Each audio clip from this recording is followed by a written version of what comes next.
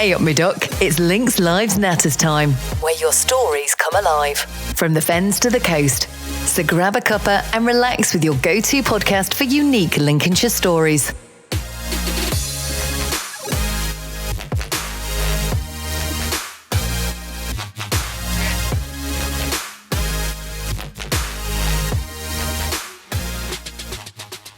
Hello and welcome back to the Links Lives Natters podcast. I'm Mark, your host. With me is our co-host Mandy, and today we're excited to welcome Carol Hudson, founder of A Touch of Tapping. With over 25 years in education, Carol brings a wealth of experience in supporting children's emotional well-being. Welcome to the show, Carol. Thank you very much, Mark. Thank you for having me. So you help children with tapping. So what is tapping and how is it? What does it do? How does it work? To anyone that doesn't know? It's a simple, unique tool that helps children to manage emotions, and it integrates physical, emotional and cognitive elements. So it's a simple, non-invasive tool that they can easily learn and use on their own. And it's tapping on acupressure points of your body. So basically it's like acupuncture but without the needles. So it also gives, for children, it gives them sensory feedback because it's touch and that can be quite soothing. So what we do is we encourage them to talk while they're tapping, and then that releases negative emotion. Because it's simple, it's child friendly. It reduces emotional intensity, fosters self-awareness, and it empowers children to manage their own feelings. It gives them ownership, and I think that's what makes it so effective. Could you give any examples of where you've noticed the most change in any children that you've been teaching the technique to? How's it helped? I've been doing it for a while, although, this part of the business, it's only really just started this year, but I have been tapping for quite a while. So if we talk about Josh, you remember what Josh was like at secondary school. And it started that he couldn't do maths and he wanted help with maths, and then that turned into, it was more deep-rooted than about maths. It was more to do with his parents and the fact that he was brought up by his grandparents rather than them. So we worked quite a lot over a few weeks on his emotion and how he felt about that, and the fact that other children live with their parents and why didn't he? And it did take quite a while, but he was able to sort of work it all out and be at peace with it. And I think the tapping helped a lot with that. And now, of course, he's quite a successful young man. He's working. He's in a relationship. He's it's changed doing great. It's changed a lot, hasn't he? Yeah. That's lovely. I did tell him I was doing this today, so did you? So if he hears it, he'll say, she's talking about me again. Do you believe it's important for children to learn emotional regulation before the behavioural issues actually arise? Absolutely. If we can teach children to manage their emotions as early as possible, and they sort of kick into understanding things around 6 or 7 years old, but it gives them a good foundation for emotional well-being. It helps their social skills, and it also gives them more clarity for learning and being able to concentrate. And I think if we can equip them with tools like EFT to manage strong emotions like frustration, anger, anxieties before issues arrived, it makes them better prepared to handle challenges and make positive choices, which is what we want for them, isn't it? So start before it actually escalates. Yes. So, and I think the fact that we can give them that, it gives them ownership. So it's not about us telling them to do things. It's giving them something that they can work with themselves. So therefore they've got a stronger enabling them to... Yeah, exactly. They've got a stronger sense of self-worth, and they get more confident. Children... If they're in charge of it, if you like, then they feel more empowered. That's the word. They're more empowered, and And if they've got that and they've got this tool with them all the time, they can cope with anything that, that whatever challenge they meet during the day, they'll be able to cope with it. Yeah, not with a big sign on their head, sort of. Yeah. So it's more a discreet thing. And it's something you can do anywhere. I mean, there's secret tapping, and you can see I'm just squeezing my fingers.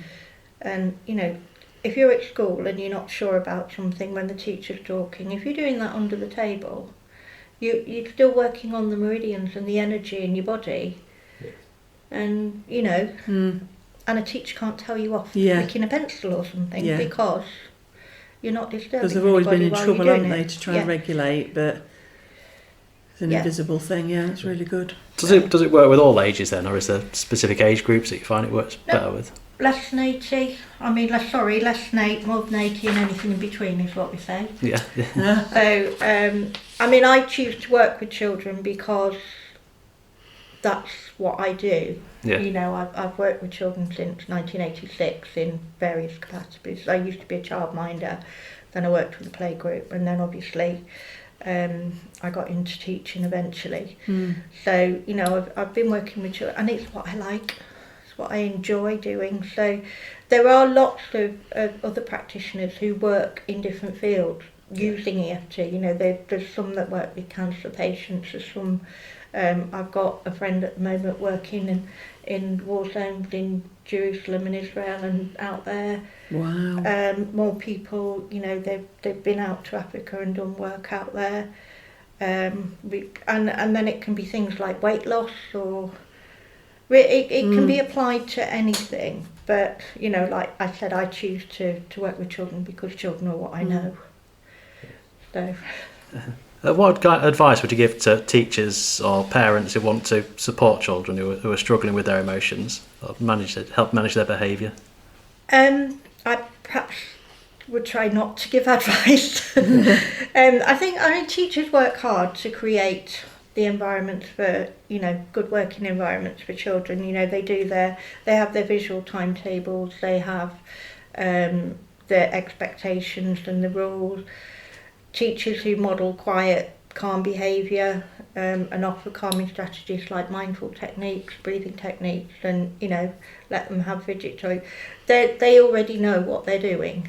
Yeah. And the same for parents. Most parents just want the best for their kids. And their routines for morning, mealtime, bedtimes and all that are usually worked out. So they don't need me to be telling them.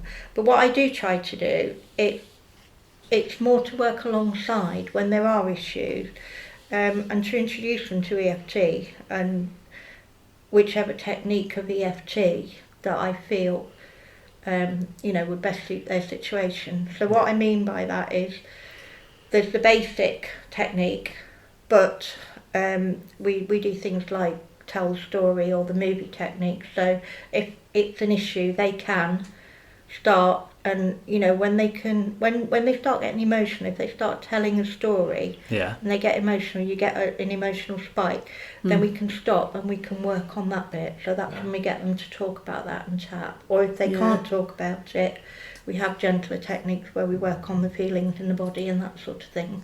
Yeah. That makes sense. So when it flags up, you stop. When it flags up, you stop. And then whenever they can tell the story all the way through without getting emotionally spiked, then we know that they can cope with that now. That's brilliant. Does that make sense? Yeah, it really does, yeah.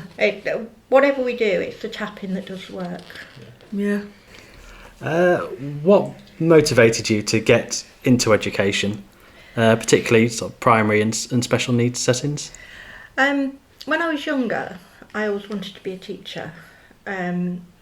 We moved around a lot, and I used to end up going into the library, because that was always my safe space. So when it came to actually leaving school because of family finances, I had to go to work. So that dream of being a teacher was put away. After a messy divorce, I came back to Lincoln, and I was working at the market on the sweets and biscuits because it fitted around my son's school hours, and I was bored. So I when my sister went to college to sign on for second year of her diploma, I went with her and ended up on a 2-year health and social care GMVQ to support. And to support that, I had to do a voluntary placement. So my tutor at the college got me into Queen's Park School, which used to be here, but and that was a special school. And some say that you love it or hate it, and I absolutely loved it. When I walked in, a lad came towards me with a pair of trainers, and I was going to help him put them on when a voice behind me said, "Don't you dare help him, he can do that himself." And that teacher, she became my mentor and encouraged me through teacher training and everything else. So, how has children's sort of behaviour patterns changed over time, do you think, in your experience?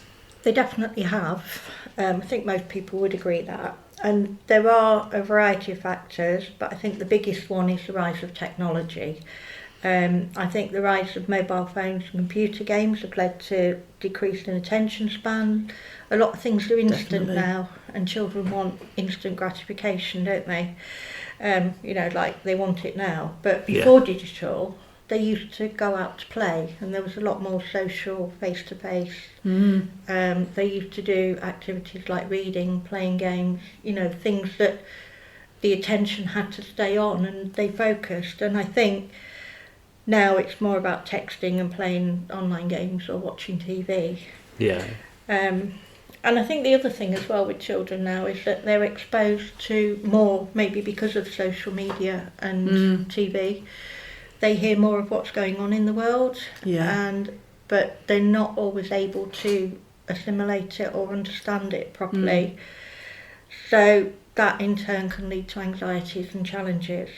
That in the past, children things like that children would never have known until they were much older. Yeah. You mentioned that most school behaviour policies are reactive rather than proactive. What changes would you like to see in schools so they can address this? Okay, so more recent experiences have been that behaviour rules in the classroom have been about consequences. So if you do this, this happens. And although the school did have clear rules and expectations, and staff did try and constantly try to reinforce things with different degrees of success, incentives and rewards are always in place as rewards of recognition of good behaviour. And there are positive support behaviour programmes. I think most schools try to do that. So they aim to create supportive environments to teach students appropriate ways to interact and communicate, be kind to each other, that sort of thing. Manage emotions, which is all good, but it's done as part of the school day, so it's bits throughout the day, and it works for those children who've got stability and understanding, but not necessarily for those who need more specific teaching in social emotional learning. Yeah, definitely, yeah. Hey there, Lincolnshire business owners. Struggling to be found online? Still buried on page 3 of Google? Wondering if anyone's even looking? Well, stop stressing and join the Lincolnshire Business Directory. It's completely free to join, and you'll finally start getting noticed. Think of it like shouting from the hilltops, but digitally. Want to really make a splash? For just £99, you can upgrade to a premium listing and get in front of more eyes. You'll be the talk of the town. It's super easy. Pick a plan, create your listing, and boom, you're live. Customers will be finding you faster than you can say SEO. Head to www.lincolnshirebusinessdirectory.co.uk. Don't miss out. Your customers are waiting. At the Thrive Tribe, we believe everyone deserves the chance to soar. Whether you're an individual seeking self-improvement or a business aiming for success, we've got you covered. Personalised coaching. Unlock your potential with our expert coaches. One-on-one guidance tailored to your unique goals. Learn flexibly online. Boost your skills from Microsoft Office mastery to work-based expertise. Lifelong learning? We've got the keys. So whether you're an aspiring professional, a business leader, or simply hungry for growth, join the Thrive Tribe today. Visit thethrivetribe.com and let's ignite your journey. Remember, it's not just about surviving, it's about thriving. The Thrive Tribe, where potential meets possibility. Looking back at your 25 years in education, what would you say has been the most rewarding aspect of your career? Well, that's easy. So the best bits are when you see a child achieve something that they didn't think they could do. You know, it's brilliant. I've most recently, when I've been in school, I've worked with a little group who couldn't access the curriculum at their level. So we're obviously working at lower levels and they still found it difficult. And we've been working on addition and subtraction for weeks and weeks. And we tried, you know, the written strategies that we're supposed to teach them, but then we've done lots of practical strategies and things like that.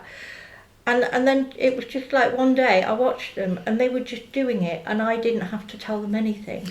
And I said to them, you know, you're doing this on your own now, you can do it. And they're like, oh. I bet you're both quite emotional. Oh, it can get like that. Yeah. But my best one ever, quite a few years ago, when I was at Queen's Park actually, there was a child who wanted to be able to tie shoelaces. Now this child had what they call global development delay, and so it was a really difficult thing for him. So it took us 3 years, but on the day he did it, what a celebration that was. Amazing. It was fabulous, absolutely fabulous. But yeah, so it's just when they can achieve things that I didn't think they could do, or they didn't think they could do. I always know they could. It's just finding the way of presenting it to them. You know, and there's no one way, is there? There's no one way. You know. No, it depends. You have to start with the child. Whatever you do, you have to start with them, and then work it out from there. So. What are your hopes for the future of education? You know, especially regarding mental health and emotional well-being. Right, yes, this is me, you know, that I would like to see EFT and social emotional learning programs embedded into the curriculum, the same as English and maths and science are. Children are creative beings, aren't they? Yeah. Well, we all are. Yeah. And they need things that will focus their attention in a way that helps them learn and makes them want to learn. And you know, because we've cut out things like music and drama and the arts, sort of thing, there's not as much of it as there used to be. And yet those are the things that children thrive on, and those are the things that I believe anyway that help them to learn better. So if they have more of that, then I'm sure the maths and the science and the English would be easier. But we focus on those things, and sometimes it's just hard work, isn't it? So yeah. It's like everything. Once you get the basics right, then everything else sort of falls into place. If you can manage your emotions to begin with, then everything else becomes easier as a result of that. So if children are, you know, if they're happy in their learning, and we're working the parts of the brain that, you know, so that they're relaxed and they've got clarity and they can see what they're doing, then the rest will follow quite easily, won't it? It'll be much easier. Once you get those things right, you're then able to learn, aren't you? Yeah. You know, if you're relaxed and you feel valued, you are able to learn anything you want to learn. Yeah. But if you feel like you're stuck and, you know, I can't do this math problem, then if that's what you keep believing, then, you know, you won't be able to do it. That'll be it, yeah. But if there's other ways of doing it, you know, bringing in the lighter subjects, shall we say, they're not lighter, they're really important, then I think that makes learning better. Yeah, definitely. Back to tapping, would you say it's more effective to teaching groups or as a one-to-one? If you teach it in groups, you would do things like, so if I was teaching it to a class of children, I would work on, I've just mentioned limiting beliefs, like I can't do this. I would, what I would do is like give them all a card each and say, you write on there what it is that you can't do or what it is that worries you, and then put them all in a bag. I don't need any names, so there's no pressure on anybody at all. And then what we would do is work on one. So we'd pick one out the bag, so say, I'm no good at this. So then we would tap. Yeah. And we do the balancing setup. The tapping is, there is a sequence to it, if you like. There's A, B, C, D.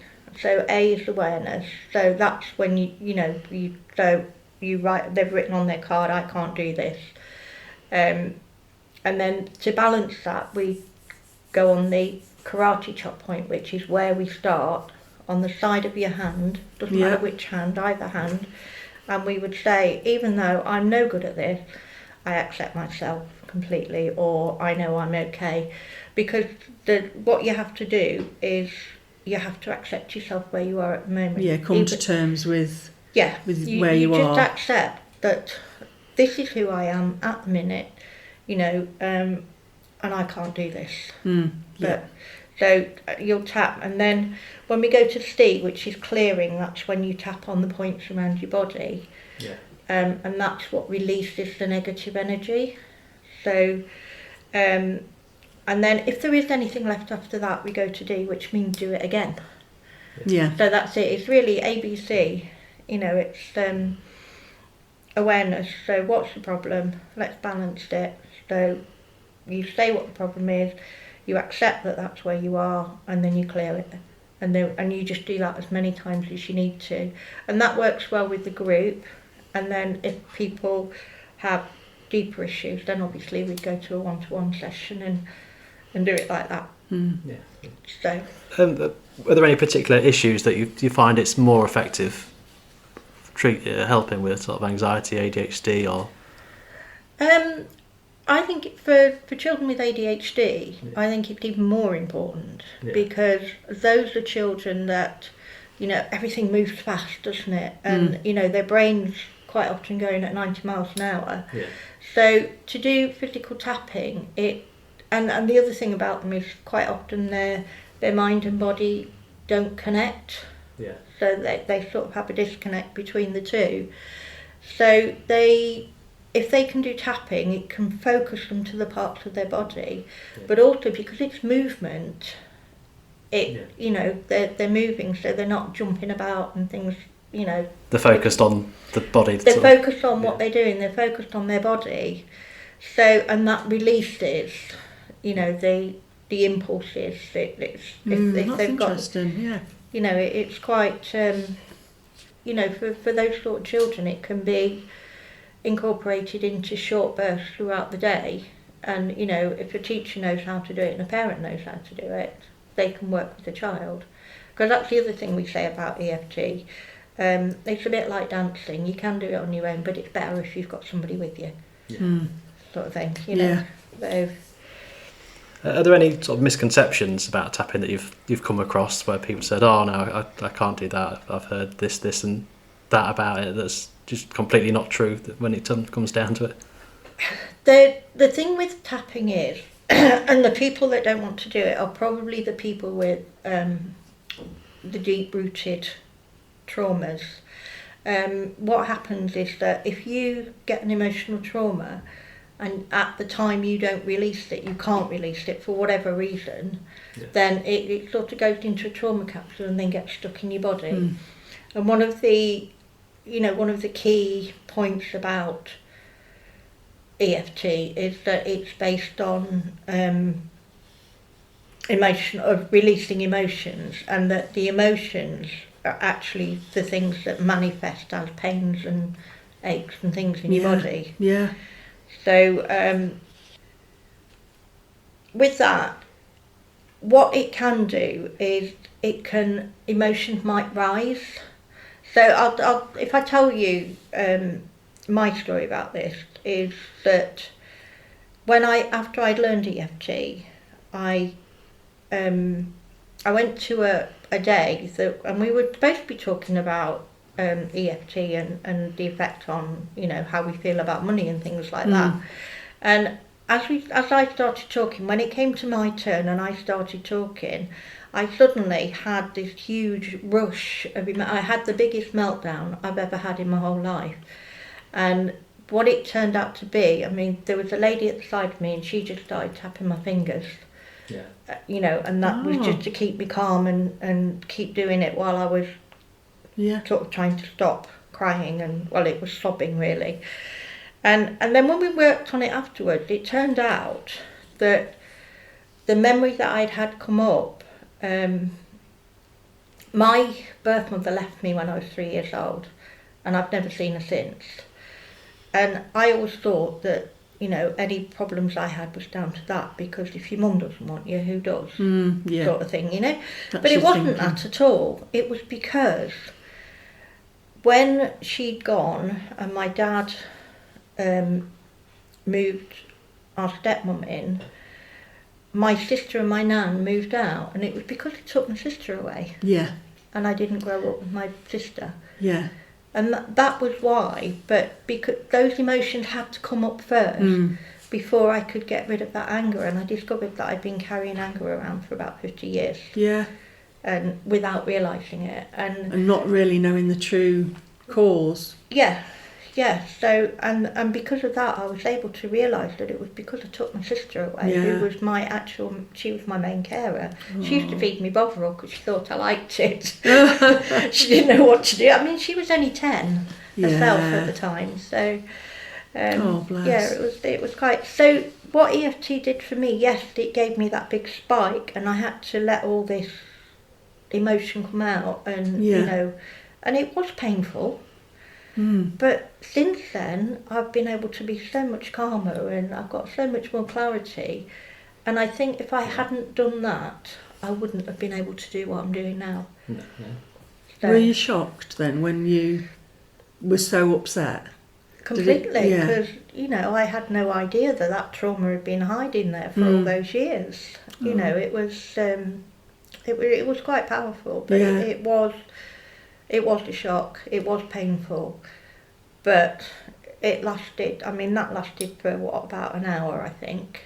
But since then, you know, it's more beneficial and now. it settled, and I realised what had happened, and I've got no anger now for, you know, I can cope with things so much better. And that's the only thing that I think people wouldn't do it, is because they don't want to open the can of worms.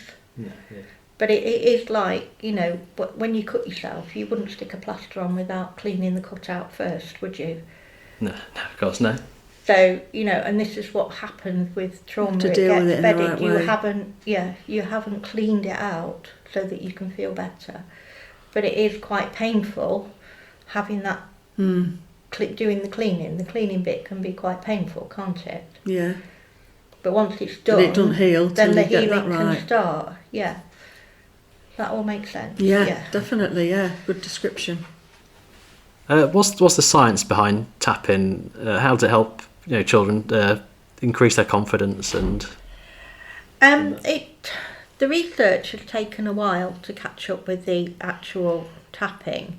Tapping's been around since the 1950s, and it was introduced by a clinical psychologist, Roger Callahan, who was interested in the meridians in the body and what the meridian endpoints were. Yeah. And at the time he was doing this research, he was working with a lady called Mary who was terrified of water. So much so that even she got really anxious when she was bathing her children just because of the water. Oh my God. So she said to him one day that it always hit her in her stomach, you know, in the pit of her stomach. So because he'd been researching the meridian endpoints, he told her to tap under her eye like this, which she did for about half an hour. Yeah. And the fear disappeared and it never came back. No. So that's what they thought at the time, you know. So obviously he did more research, and he called the process thought field therapy. because it was, about thoughts and obviously the field he was working on. Yeah. And then we get to the 90s, and another gentleman called Gary Craig, who is actually a scientist and a businessman, no medical background at all, but he'd been fascinated by Callahan's work, so he carried it on and he streamlined the process into the EFT we've got now. Right.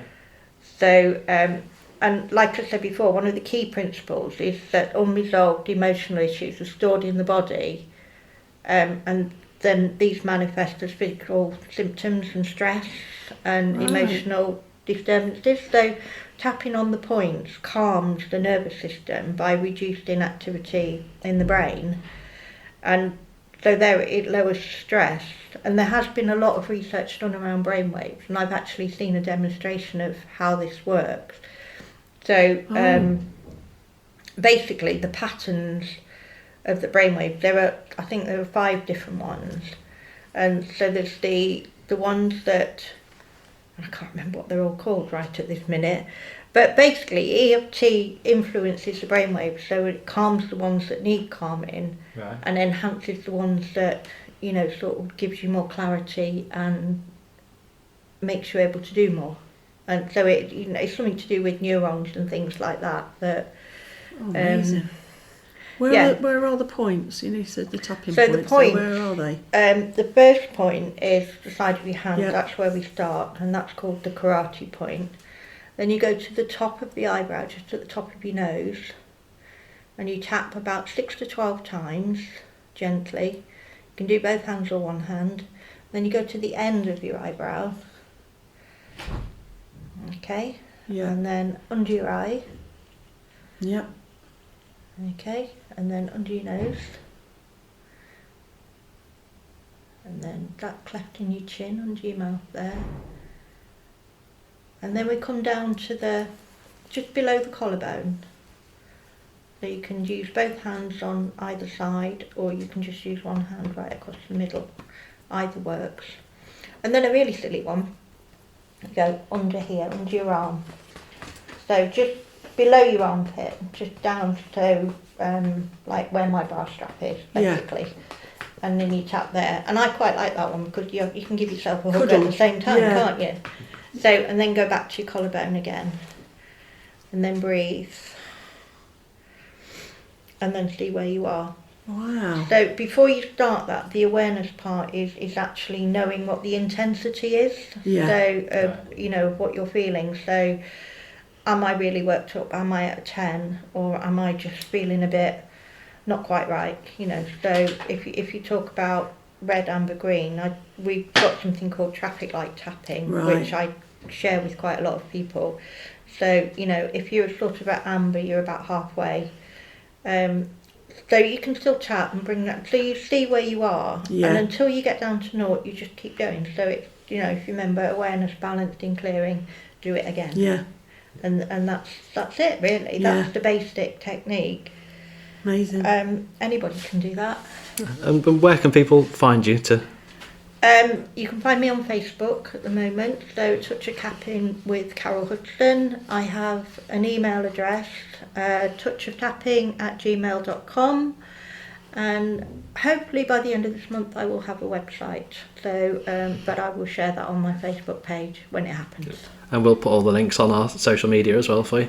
Brilliant, thank you. Carol, thank you very much for talking to us today. It's been brilliant. Thank you, I've really enjoyed it. Thank you, Carol. Thanks a lot, enjoyed it. And that's the end of today's episode.